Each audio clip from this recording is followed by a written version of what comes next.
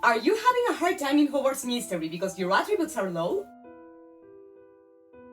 You cannot give the answers you want or advance in the story because your level is not enough? I'm Mrs. Midnight, and with my guide you'll learn how to increase your knowledge, empathy and bravery so that they are always at least equal or if possible a bit higher than the average of your year. By the way, in case anyone's wondering what these attributes mean, knowledge has to do with your academic abilities, bravery has to do with your courage, and empathy has to do with your friendships and your capacity to understand and support other people's emotions. Well, that sounds good, but first explain to me what the hell those attributes do, and why should I bother in increasing them? Besides the pride of having them high and in a competitive level? Okay.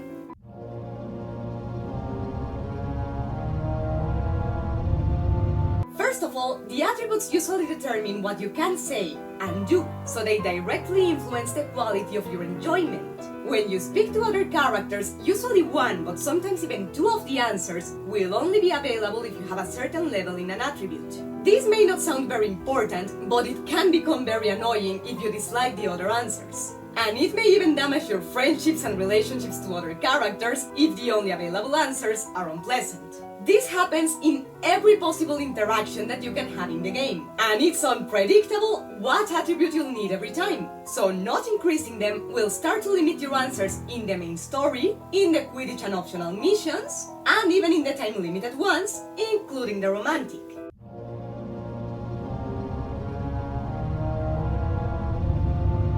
That's not enough? Well, take in difficult dueling too, both in the in-game duels and the club where you have online combats. You'll help your opponent get bonus points. Let's say his bravery is higher than yours. Then every spell he uses that needs that attribute will do more damage points to you, and you will receive penalty points, which means that every time you use a spell that needs an attribute that you have low, you'll perform less damage to your opponent. So what the hell? It's impossible to win a duel with low attributes? No, I mean, you can. And if you want, I can make a video showing you how, because sometimes it happens in the story. But if you increase your level, it won't happen as frequently, and all the disadvantages we spoke about in the duels will become advantages for you. You will get the bonus points, and your rival will be penalized for having a lower level than you.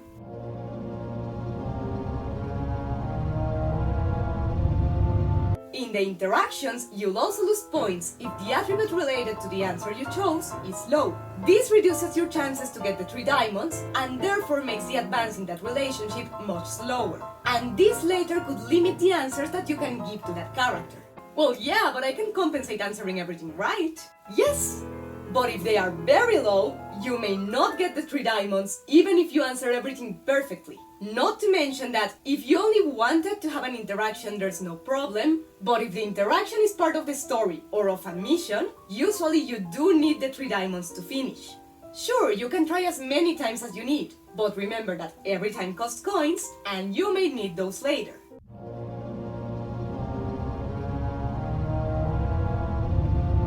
Oh, and I almost forgot! Although you can participate in full marks regardless of your level, sometimes the tasks of the boards include getting points of 1 or of the 3 attributes.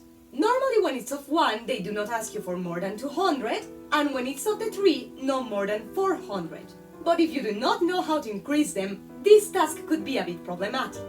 Okay, I get it. It really fucks you up to have them low. But now that I know how important they are, how the hell do I increase them? In order to increase your level in an attribute, you have to get points of it. And luckily there are many ways, because same as with the gloves, every time you increase your level, getting the next one will cost more points.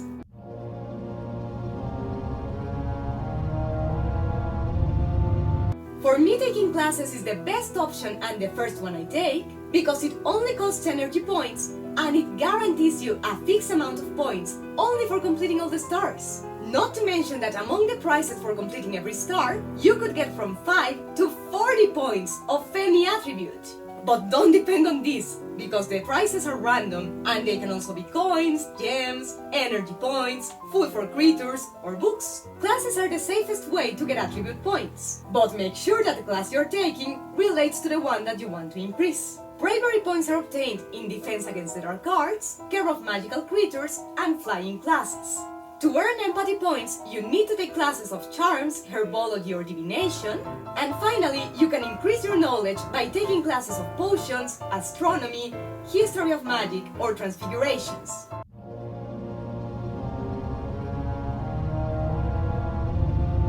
Besides the classes, finishing missions or chapters of the story sometimes includes attribute points in the prizes. However, I do not advise you to depend on these, because since they contain many tasks, they take a lot of time, and they will not give you that many points. Well, that sounds all very good, but thing is that both classes, and let alone missions, use energy points that finish in seconds and take forever to refill. Oh, and the interactions demand a certain level, but do not give you points.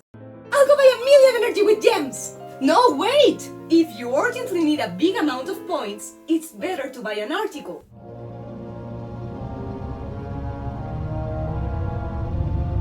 Instead of spending 55 gems in 30 units of energy, or 100 gems in 60, why don't you buy yourself some clothing or accessories, or how about a customization for your room or your pets? They can give you from 30 to 1,665 points, making them ideal when you need to get a lot of points in a short amount of time. Depending on the item you like, it will cost you from 35 to 450 gems. So it can be cheaper than buying energy, or even if you like one of the expensive ones, it will cost less than refilling your energy to the max 5 times. The higher the price, the more points it will give. But before buying that expensive item, make sure it actually gives points of the attribute you want. The cheapest items are regularly the glasses, watches, and bracelets, followed by the intermediate priced ones that include makeup, scarves, necklaces, and facial hair and paint. And finally, the clothing garments, especially the full outfits, are the most expensive. The furniture tends to have from low to intermediate prices, and pets customization can go to every extreme. There are some that are very accessible, and some others that are absurdly expensive.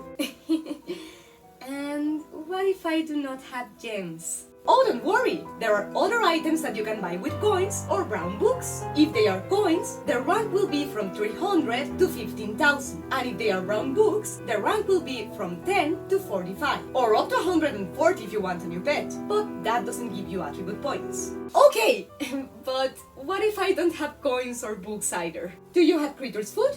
Yeah? Then there's no problem, you still have one possibility.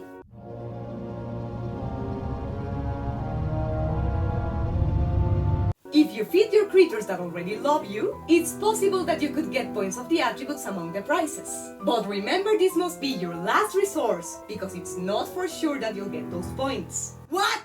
Well, because prizes here are random, same as with the classes. Yes, you may get from 5 to 40 points of an attribute, but it won't always be the one you need, and you could also get other prizes. So I do not recommend you at all to depend on this, because it's very likely for you to finish your units of food before getting what you want. Well, and let's say I don't have anything left. Even so, it's never a good idea to buy gems to get more energy or items. Well, I wouldn't say never, but as I say in all my guides, think it through before investing real money, especially if it's going to be an important amount. But what if I urgently need to increase my level? Thing is that it doesn't make sense for you to spend money for this. First of all, because it's not necessary. We already saw that perhaps not many, but there are safe ways to get points by playing. And about the events like full marks, they will never ask you to get more than 400. And besides, after some time, this expense will be almost useless. Because once you reach a certain level, not even the most expensive customization or taking dozens of classes will give you enough points to get to the next level. No, I'm not telling you not to buy that 15,000 coins out or that 400 gems outfit. But if you're going to, buy it because you like it, not like a pay to win. Especially because Hogwarts Mystery is one of the few games that has microtransactions where you actually have to play in order to advance and not just be paying. And if we think of it, many mobile games don't even take care of this. I hope this guide was useful for you and that very soon you'll be able to increase your attributes to the level you want. If you liked the video, don't forget to subscribe to the channel, leave me a like, and activate notifications so you do not miss when I upload the next guide.